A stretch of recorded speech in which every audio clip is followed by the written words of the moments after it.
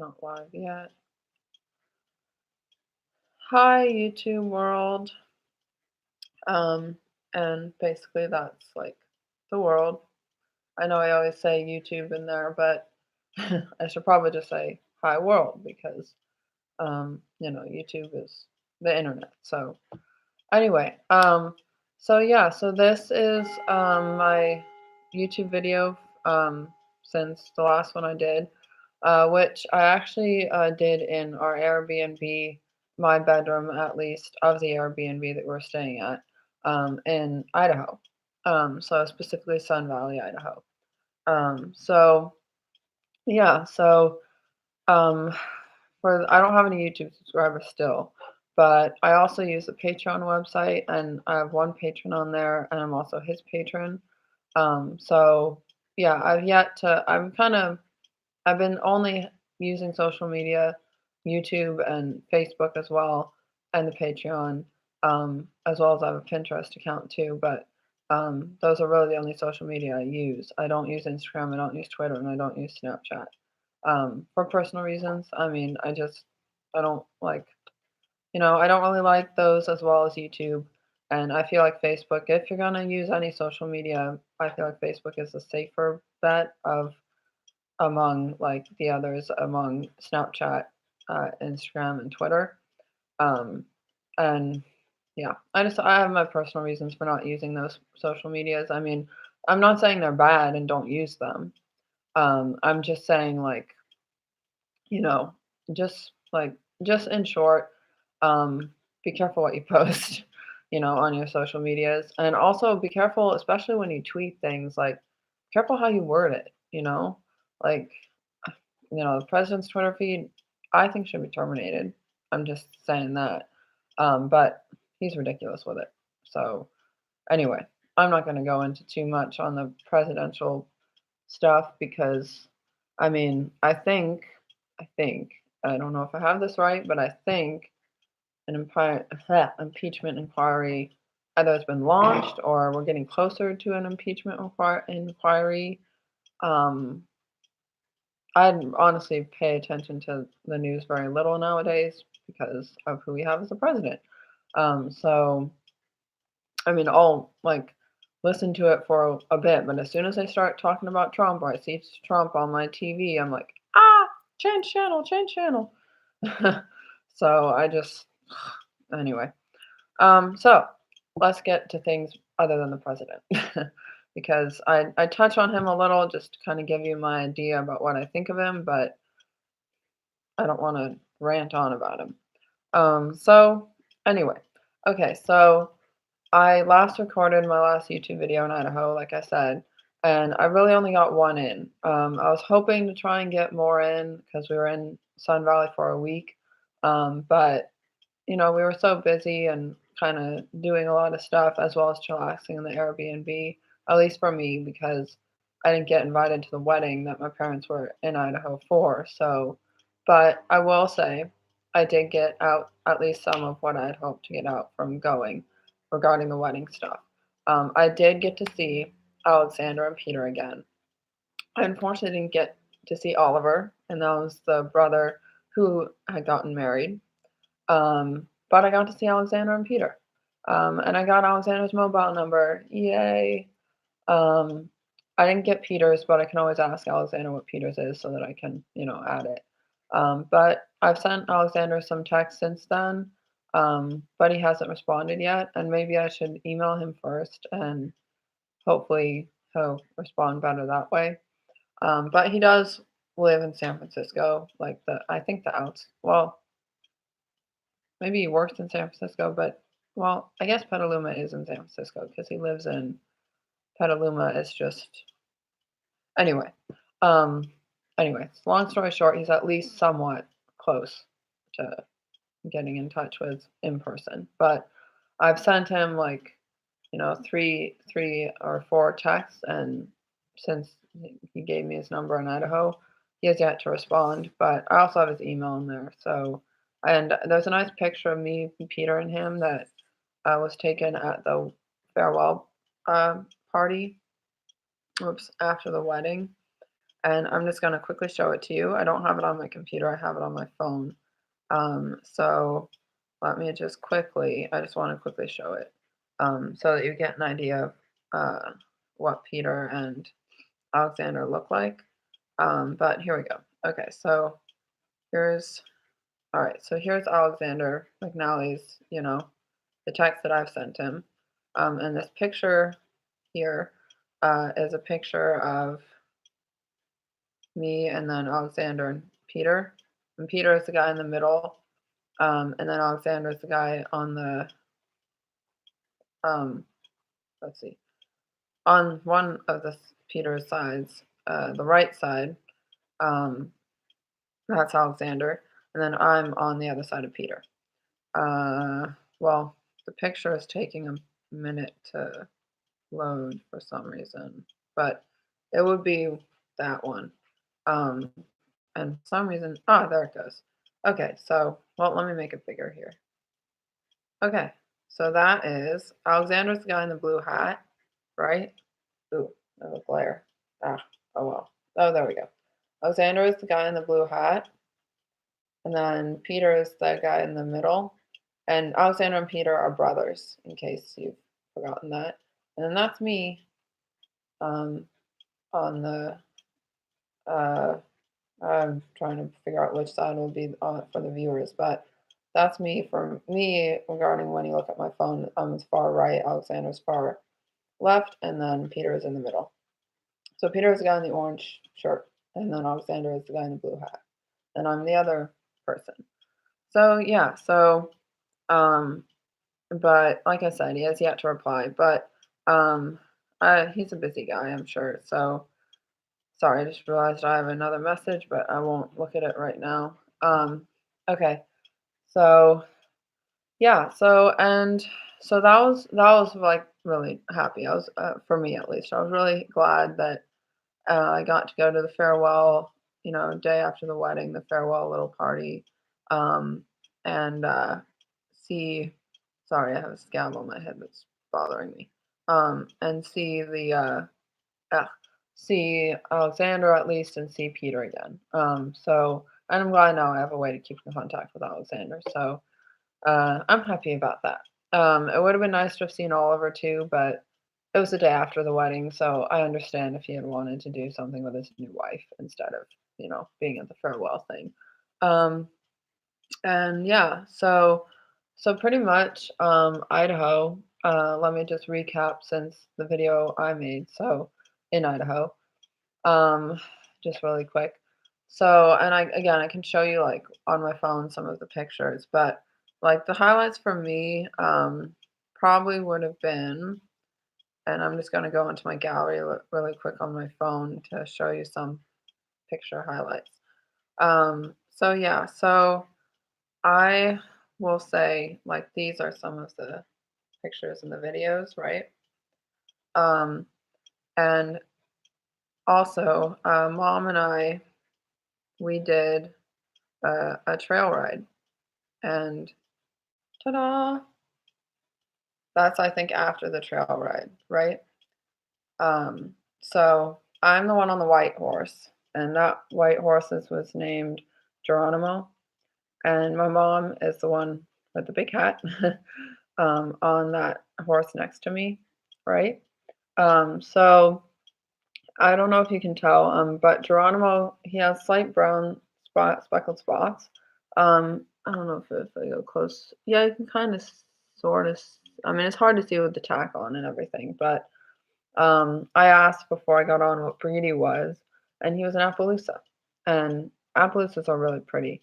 And that I'm sure you can notice they have something on their muzzle, which is their nose, nostril, mouth area. It's nothing that's cruel. It's just I think it's to protect them from like inhaling, too much things that they shouldn't inhale. And I think that day it was pretty windy, so it's probably also to help protect like stuff that shouldn't be blowing up into their nostrils. And that's also the first time I've seen something like that on a horse for a trail ride. But again, it's Idaho, so there's a lot of open land, a lot of beautiful open land. So I'm sure it's just a protective measure. I didn't ask the cowgirls and the cowboys, the people in charge of the horses in Idaho and trail ride. But so this is, I'm pretty sure, when we were done, when we came back. So this is Sun Valley Stables. That's where this picture is. And our Airbnb happened to be like not too far from Sun Valley Stables. So like on the second or first day in Ketchum, which is where we were staying in Sun Valley, um, we went to Sun Valley Stables and we got the rundown of like when trail rides were, what days, what times, and then later we, called back or and decided on which day and we wanted to do. So and time. So I was really happy that we got to do that because I love trail rides personally. Aside from riding in the arena, just working on dressage stuff. I love trail rides. Like I love to do trail rides. And this would have been my second trail ride because I did.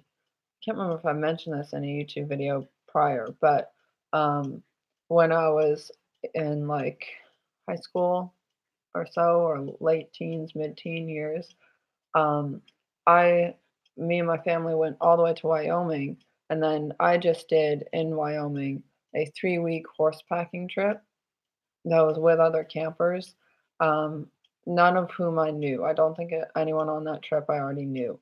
And it was through an organization called SOAR. Um, Very good organization because it was a wonderful trip. And then my parents left me, at the camp.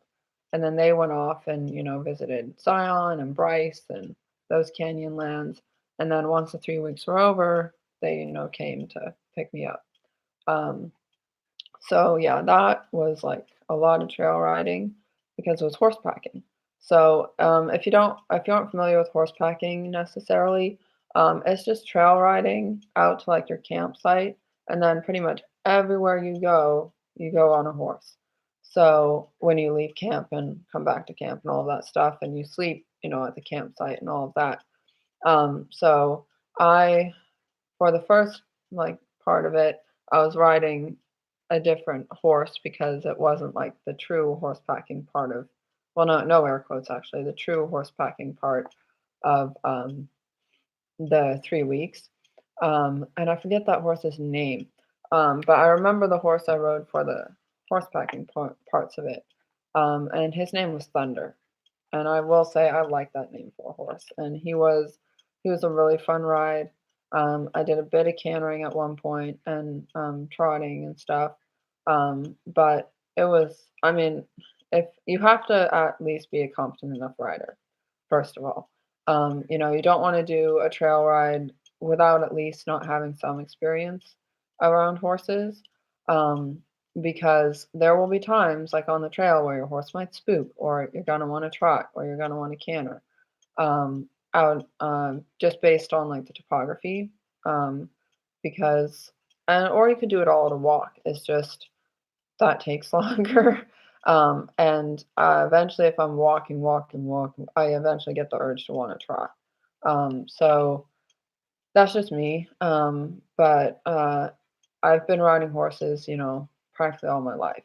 There was a chunk of years where I didn't because I was on a swim team during the summers. And that was not a bad swim team. And it was a pretty location for the pool. But it was every summer. And so I eventually got tired of early mornings, practices, lessons, swim meets, all throughout the summer. And I eventually was just like itching to do other things, like during the summer, have an actual summer other than just be on a swim team. So my sister was on it too. So eventually, I think I was the first to start complaining to my mom. And then eventually Samantha was like, yeah, I want to quit too. And we were both complaining. And then my mom was finally like, okay. She finally gave in and she was like, okay, you can quit the swim team. And so then I really got to being able to pursue horseback riding during the summer. Now, at that time, I didn't have a stable where I was riding at. So, of course, we had to go on the hunt to find one and all of that stuff. And I have my stable now. I have found a perfect stable for me, um, and it's been wonderful. I mean, that instructor has been great. The 2 instructors I had before her at different places in Briones, California, which is where I plan to live after I graduate college and stop living with my parents. Um, because I plan to own my own horse. I do now, but he was a horse I inherited, because my aunt passed away, unfortunately, and he was her horse, and she, left him to me and my sister pretty much. But I'm the horsewoman in the family. My sister has ridden. She and I have taken lessons together down in Morgan Hill. Um, but she wants to pursue other things other than horseback riding. So yeah, I'm not gonna fault her for that. She already works and she has a job and she lives in LA now, Los Angeles, California. So it's very different, I will say, having my sister, not in the house anymore. But I keep in touch by Skype and text and all of that. And I visited Los Angeles twice or once. No, twice. I visited Los Angeles twice. Once when she was still in college at Occidental down there, not accidental, but Occidental College down there. And then the last time I visited was when she was living in her apartment, her first apartment. She now has her own apartment with whoever she's living with. What I forget, blanking on the girl's name. Um, but yeah, so I mean, she's loving her job, I think. Um, she works for Anonymous Content. Uh, I don't know if you're familiar with that company, but yeah. So anyway, yeah. So I want to get back to the rest of my Wyoming trip. Not Wyoming, Idaho trip. So yeah, so pretty much I was not invited to the wedding. So the day of the wedding, I had the Airbnb to myself basically. And luckily I brought enough entertainment. I brought my computer, my phone. I brought my super drive so that I could watch some movies that I brought and play some computer games that I brought of the computer games that I have. So I was just, chilling, pretty much using my computer, but then also like making sure to eat and kind of take breaks from looking at the computer screen and also, checking my phone and doing stuff on my phone and all of that. So, you know, um, that was kind of the stuff that I did on the wedding day. And then I think the movies I brought were like Aragon and Star Wars Episode One, The Phantom Menace. So yeah. In terms of Star Wars, I prefer George Lucas's Star Wars. Just saying, prequels included and sequels. But that's just me.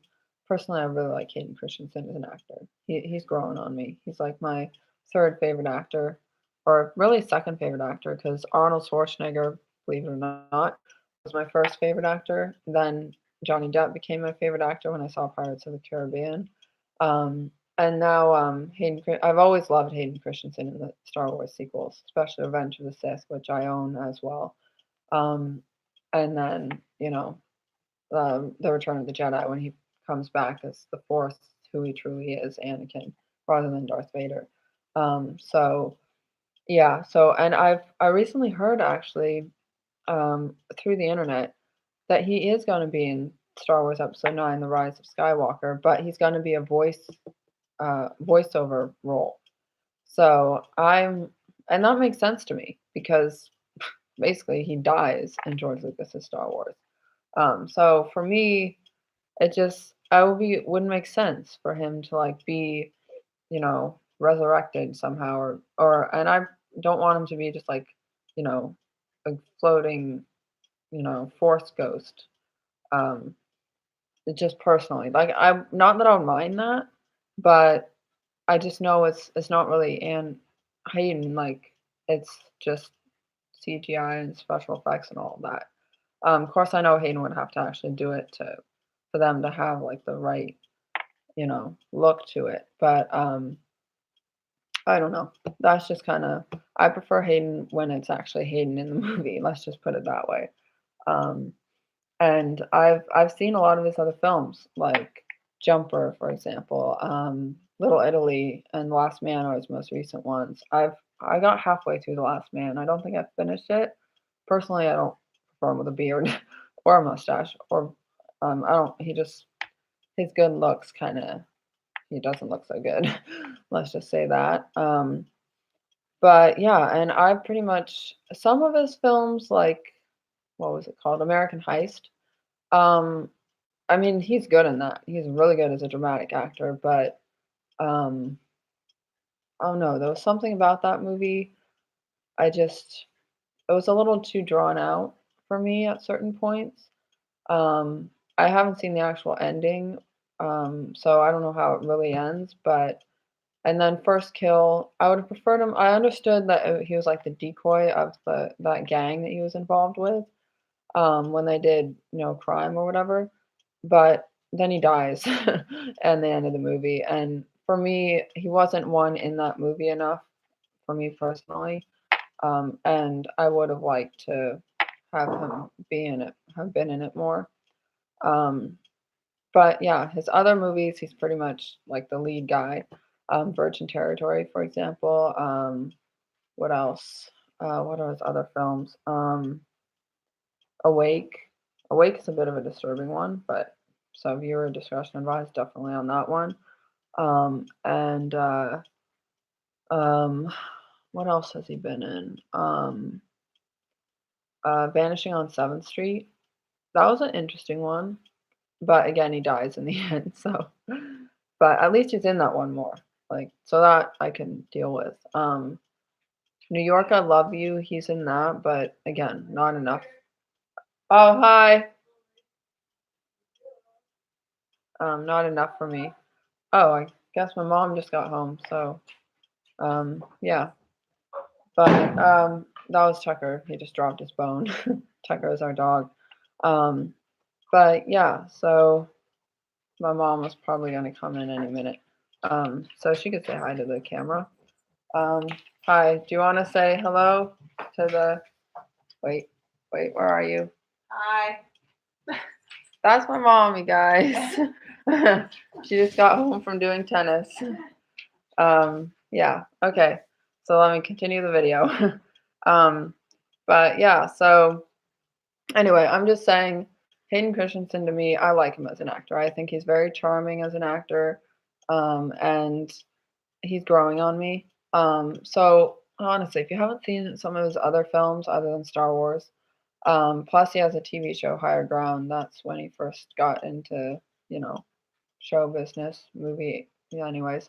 Um, and Higher Ground is pretty good. I mean, I've watched it. It's actually all been uploaded onto YouTube now, all the episodes. But I legitimately purchased online the first episode, season one, episode one of Higher Ground, and then I got to liking it, and also it has, I don't know if you guys are Criminal Minds watchers, but the woman who plays in Criminal Minds, the blonde-haired woman, oh gosh, I'm blanking on her name now, but the blonde-haired woman in Criminal Minds on the Criminal Minds team, um, she's in Higher Ground. So, oh, I forget her name in Criminal Minds. Whatever. I think you know who I mean if you are Criminal Mind watchers, which I might add is still airing. Okay, there's more than 12 seasons. It's only up to season 12 on Netflix, but there's like, I think they're either in their 14th or 15th season now. 15th, I believe. Yeah. And I'm like in, I want to say the 14th season of Criminal Minds, because I streamed season 13 and then I realized it only had up to season 12 on Netflix. And I'm like, what? Okay, where are the rest of the seasons? Like, oh, anyway, I don't like when Netflix removes things that like I'm still watching, you know? Um, Ow. Sorry, I have a slight itch in my eye. Anyway, so yeah, so uh, but anyway, so back to Idaho. And this is another pick. See this horsey? He was a pretty guy. Um, so this actually was a horse. So at the farewell party, um, it was located at a really nice cabin house, and this horse happened to be in the pasture, not right in front of the back of the house, but the one next to it. And this was the guy horse of the pasture, one of them, and he was like the boss guy. And he's like a paint horse. Um, that's what distinguishes a paint, like the two coloring, and then that it's spotted as well, from. But anyway, and I fed him some carrots. He was a sweet guy, but he was big. So that's how you could tell he was the boss guy. And then there was some mares out there, and I think there was one other male horse, but of those guys, he was the boss. Like he was the boss of the ladies, or the boss of the mares. So yeah. But yeah, so that was that day. And then after that day, I believe we just had 2 more days before we started driving back. Oh no, one more day. Because I think this happened on a Saturday, and then we just had Sunday, and then I believe we started driving back Monday. No, no. We just started driving back Tuesday, so we had 2 more days of being in Sun Valley. Yeah. So, um, and then we arrived back when? No, no. Sunday was our last day. We arrived back home Wednesday. Yeah, Wednesday evening. Late afternoon. Anyway, so yeah, so that was that day, and then our last day in Sun Valley, we pretty much just chilled, did some hiking. Well, actually, we pretty much did mostly hiking. And then um and I can show you some pictures of that.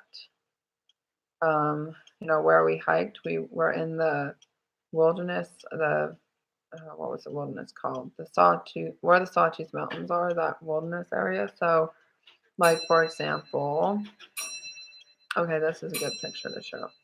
Yeah, so these are the Sawtooth Mountains, right? There they are. Oops. These are the beautiful Sawtooth Mountains in the wilderness of Sun Valley. Isn't that a gorgeous pic? And I did take this picture.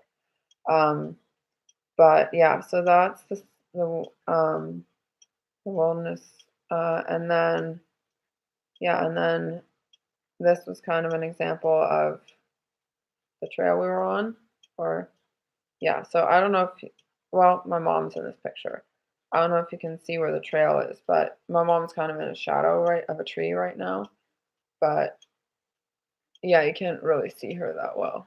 So the trail is kind of where the shadows are, and then all those trees, and then kind of right in the distance is the mountains again. So yeah, so that was the trail we were on. Um, and yeah, and it was a really, I mean, the views, oh my God, it was gorgeous. But this is like a video, and this is where, this was the lookout. And, I can play it, but I don't think you'll be able to hear it very well. And that's my mom and my dad. My dad's taking a picture of my mom. And you can tell by the little play in the middle that it's a video. And I'm the one taking it. Uh, so yeah, so that's kind of some of the highlights. And yeah, so so I think that like kind of rounds up that Idaho trip. And then just the last 2 days were just driving back.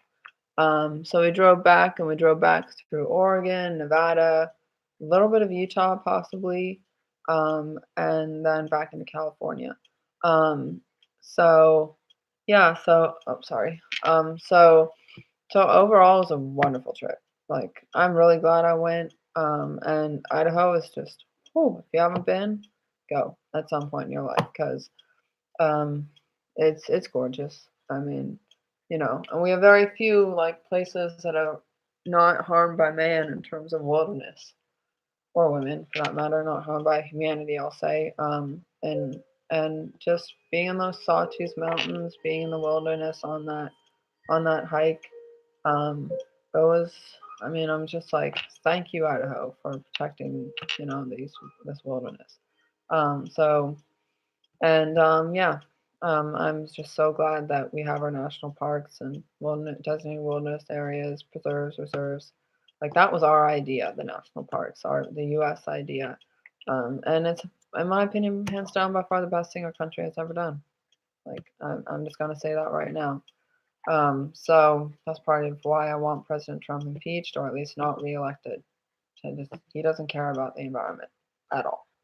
So yeah, so speaking of the environment, um, I just want to like kind of say that, not kind of, I want to say that I am a member of the Nature Conservancy.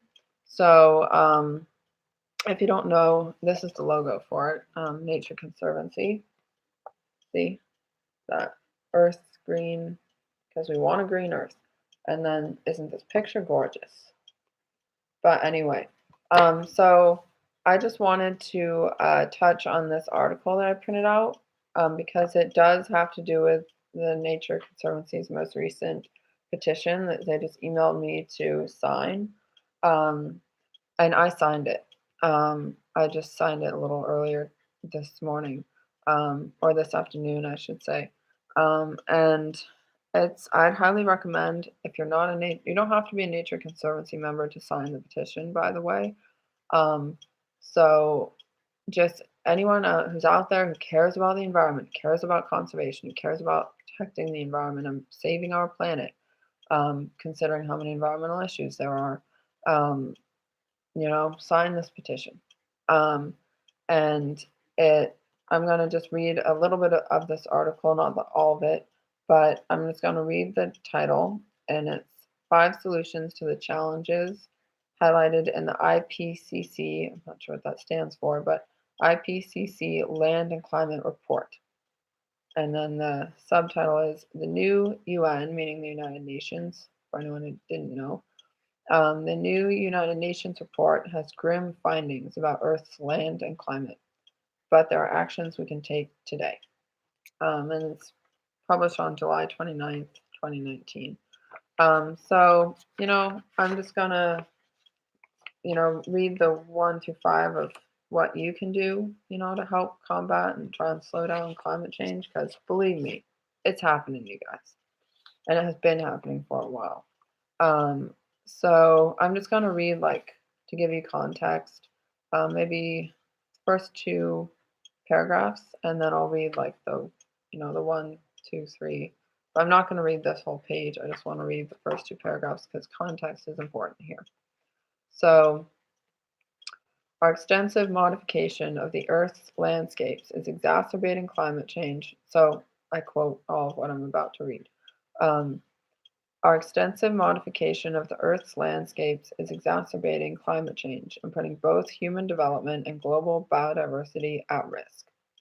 That's a major theme of the newly released special report on climate change and land, produced by the Intergovernmental Panel on Climate Change, IPCC. So that's what it stands for. This latest assessment confirms that food security and land-based sectors face mounting risks if business continues as usual, and calls for greater emphasis on land management decisions in the global effort to address climate change. The report was approved by 195 national governments, wahoo, but the question remains, will the international community mobilize the political will needed to tackle the imminent threats facing nature and people? So that kind of gives you some context. And then I'm just going to read this, last paragraph. And of course, you can find this article online at https://www.nature.org. And again, you want to be looking for 5 solutions to the challenges highlighted in the IPCC land and hold on. Need to look up what the title was again. Land and Climate Report. Okay, so I just want to read, let me just read one sentence of this 3rd paragraph to just put things in perspective. So the IPCC estimates that more than 70% of Earth's ice-free lands have been altered by human activity. Emphasis on human activity there, with 25% in a state of degradation. That is just plain sad. And then I think the last paragraph or sentence of this paragraph is important. Greenhouse gas emissions associated with the land-based food systems alone emit between 21 and 37% of total anthropogenic GHG emissions, and that will likely rise if populations, incomes, and consumption patterns grow as expected. So yeah, so sorry, I have stuff on my lip that's bothering me. But so yeah, so I think, I mean, let me just so this stuff that I'm about to say is not quoted. And does it say who wrote this? Anywhere? I'm not, hold on, maybe it says at the end. Just want to make sure I give the guy who wrote this proper credit. No, it doesn't say who wrote it, but that's okay. Nature Conservancy has got to protect their organization. So, but just if you want to find it, again, www.nature.org, and you want to search the title of it that I read. So yeah, so I mean, I just want to say, like, I ever since I heard about climate change, I believed in it.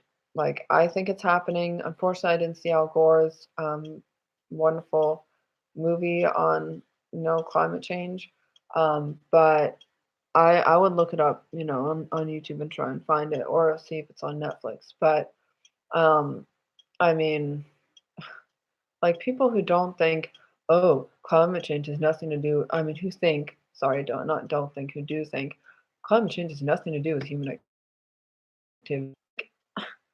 I mean, where is your brain? I'm sorry, but like, I don't understand how you can think that. Animals and nature do not create fossil fuels. That comes from us. So, like, I don't understand how you can think that. Like, hello, last time I checked, animals do not drive cars. Like, anyway, so that I know because someone who is in President Trump's cabinet thinks, oh, climate change has nothing to do with human activity. I'm sorry, but what? So anyway, I definitely did not vote for that person in the last election. So the last presidential election. Well, was it the presidential election? I think, or unless it was the last. Well, whatever. It was. I didn't vote for that cabinet member. Let's just put it that way. So yeah. So I've always believed in climate change from the first moment I heard about it. Because I in my first high school, Ryan Academy, I did PowerPoint presentations a lot throughout those years, and years of school. And I did other topics other than protecting, like, the earth and conservation, environmental protection, like nature related topics. But the majority of the presentations I did were on, stuff that was conservation and related, or nature related, or animal related. And I'm proud of those presentations. I think I put together some great presentations. But then I also did some other non-related to nature stuff, like the history of ice skating, how Mount Rushmore was built. Yeah, I'm blanking on some of the others. But yeah, I did a lot of presentations in that first high school. My second high school, that's the one I graduated from. I didn't do any PowerPoints, I don't think. But yeah, because that was a one-on-one kind of school. But anyway, so, but I mean, it's just beyond sad. I mean, the rate the glaciers are melting, I mean, we could lose all, if not all, our glaciers. And considering that I've hiked on a glacier in New Zealand, I mean, I would be devastated. Like if we lost all our glaciers, we would lose, Glacier National Park or whatever that national park is that has the beautiful glacier. Um, you know, we would have boom, big sea level rise and ocean level rise. Flooding would get worse. Tropical storms would become even more tropical and even more rain. Because, but really, it's the ocean rise. It's the rise in sea level. It's the rise in, the ocean level somewhat. And I mean, the Caspian Sea, which is like landlocked. Ooh, I mean, you know, water everywhere. um, so, I mean, that's glaciers. I mean, I love seeing glaciers. I've been on an Alaskan cruise. I mean, it would just be a tragedy, a travesty even. Um, I'm not tragedy. It would be a tragedy and even a travesty. I mean, it's beyond words, you know, how sad it would be. So that's why I intend to go into conservation and environmental protection work, or field in terms of a career. Obviously, I have to narrow down, what I specifically I want to do. Um, but you know, it's just I've done a lot of work with the Oakland Zoo, so volunteer work. So I mean, it's like I mean, it's beyond words how sad and devastating it would be. So to continue this, like this article, I mean, so here's like the 5 things, um, that we can do or help to do at least to slow down and combat climate change and try and mitigate it at least. Um, so the first one, you know, number one, I'm not going to read the paragraphs right now. I'm just going to go through what each of them are with them. So number one is protect and restore forests and other natural landscapes. Okay. And then number two is look to converted lands to spark the energy revolution. Oh, sorry, that's number three. So number two is facilitate the adoption of better farming practices. Yeah, we need better farming practices. And then number three is look to converted lands to spark the energy revolution, because we need an energy revolution. Just fossil fuels are a big problem. 4 is foster biodiversity from city center to rural outpost. That's a good one. And then 5, last one, is develop cross-sector partnerships to maximize impact. Okay, so that's like the big steps, and just to give you a sense of, I'll read the first sentence of each of the paragraphs underneath each of those that I just read. So for 1, protect and restore forests and other natural landscapes. Okay, so, and I quote this first sentence here. Halting deforestation and replanting trees at scale is one of the most effective scientifically proven measures that governments can employ right now to address social, political, and environmental challenges. Okay. And then 2, which was facilitate the adoption of better farming practices. Quote, the very innovations that enabled us to increase output and combat global hunger in the 20th century now threaten our food system, but solutions lie just under the surface of our modern farmscapes, where soil conditions can either mitigate or exacerbate climate change. End quote. And then first sentence in 3, which was look to converted lands to spark the energy revolution, is, quote, the world needs more clean energy, but it is crucial to site it in the right places to avoid further land degradation, as this would ultimately set us back in reaching our climate goals. End quote. And then 4, which was foster biodiversity from city center to rural outposts. Quote, smart development respects natural ecosystems with the understanding that neither nature nor people can thrive without native wildlife. End quote. That is very true. We could not. And then 5, which was develop cross-sector partnerships to maximize impact. That would be huge if we got that done. Quote, the public sector alone can't solve today's conservation challenges. End quote. So let me actually read the second sentence of this because I think it's important. So, quote, corporate action, especially by land-intensive sectors, must complement public policy initiatives in order for the international community to achieve SDG 15 and the Paris goals, meaning the Paris Accords, which President Trump stupidly pulled our country out of the Paris Accords. And that was dumb. Let me just say that. I mean, sure. We need to be back in the Paris Accords, like right now. Anyway, so I'm not going to read this whole article, but like I said, you can find it www.nature.org. Look in Nature Conservancy, and it's titled again, 5 solutions to the challenges highlighted in the IPCC Land and Climate Report. And again, that report was done by the UN, or United Nations. So I'd highly recommend, it's an important article to be reading.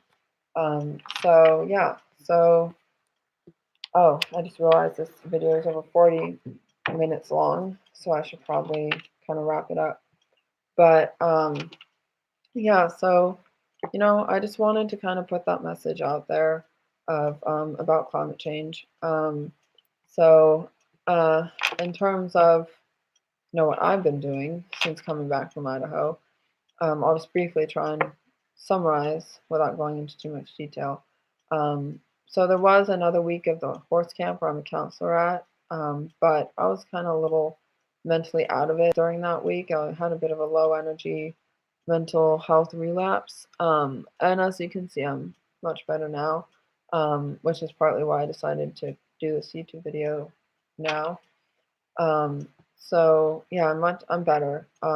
And we did see day before yesterday, or 2 days ago, or a day ago, we saw Disney's The Lion King, the 2019 The Lion King.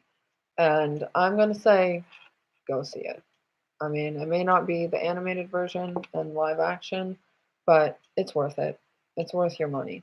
And it's wonderful. I really enjoyed it. I think it's humorous, even more humorous than the animated.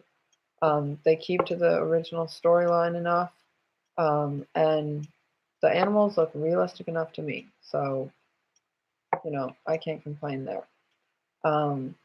But yeah, and they keep the same music. I mean, they shorten the "Be Prepared" song a little bit and tweak some words here and there, and they could have. I mean, not that the change in words was bad, because I personally liked kind of how they changed it up, but it's a little on the short side. If I'm going to give any criticisms about it, it was a little on the short side. And then there's a new hyena character that isn't in the Shenzi, that isn't in the animated, and I was a little taken aback when she was introduced, but maybe they wanted to signify that hyenas are more matriarchal or more run by a female hyena. I don't know if that's an actual biological fact of wild hyenas, but I wouldn't be surprised if it was like a female and a male, alpha hyenas. But anyway, I could do that research. I'm not familiar with hyenas a whole lot, other than what I do know. But yeah, so yeah, so it was a little bit of a slow energy past couple of weeks, but I've been better this week. So I got kind of my energy back, and mentally I'm a little more focused. I've been doing, my back to doing my calculus. I'm almost done with lesson 3. Didn't do too well with the first two lessons. I got, 36% or 38%, and then 28% on the second lesson. So calculus is not easy, but hey, at least I got some right in each of those first two lessons. So I have yet to figure out how I've checked to see how I've done in the third lesson so far. I have like 3 problems left or something. But yeah, I've hit the 50-minute mark. I think I should wrap this video up. So yeah, oh, and actually I just got a comment in my live chat, I just realized, although it's in a different language. I assume this is hey, and then it's can you, oh, hey, can you dance? That's what he's, Damian Smith. I don't know a Damian Smith. Let me actually answer him really quick. And then I'll wrap up this video. Hey,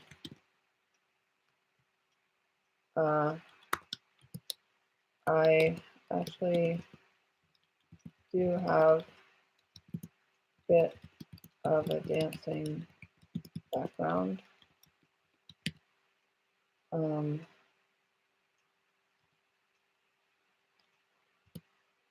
So, yes.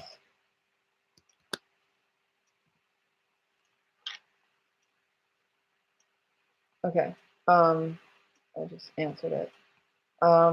So yeah, actually that's the first time I've gotten someone commenting in my live chat. I guess someone's watching this video right now, which happens to be Damian Smith. Hello, Damian. Okay, so yeah, so I think I'll kind of wrap up this video though, because I've hit 51 minutes now, and I don't want it to be too long. So yeah, so that kind of is all I wanted to say. And again, if you want to find this article online on your own, like I did, and print it out or read it online, and if you want to sign the petition that's related to for the Nature Conservancy, I would highly encourage you to sign. And I'm not saying you have to donate money, but signing the petition would help. We need all the supporters we can get, meaning the Nature Conservancy. But since I'm a member, I can now say we. So, yeah. But yeah. Okay, I think I'll wrap it up. So, enjoy your lives, you guys. Thank you, Damian Smith, for my first live chat comment on this video. I'm assuming it's a little bit, I think, of a different language, sort of, but I'm assuming the H-E-U-U is hey, and then can you, and I'm assuming dance with a little that over the A. I'm assuming he's asking, hey, can you dance? So I just, I do actually have a background in dancing from Kappa. I used to, many years ago, dance at Kappa, and so did my sister. And we did some dance performances. So yeah. And mine, I did, one of them was a tap dancing performance. So I've done a bit of tap dance as well as regular dance. Yeah. So I just replied with, hey, I actually do have a bit of a dancing background. So yes. Now I just kind of dance for fun, like to Shakira or something like that. Okay, yeah, I've hit 53 minutes, so I think I should stop. So, all right, so peace. Until next time, you guys. Bye.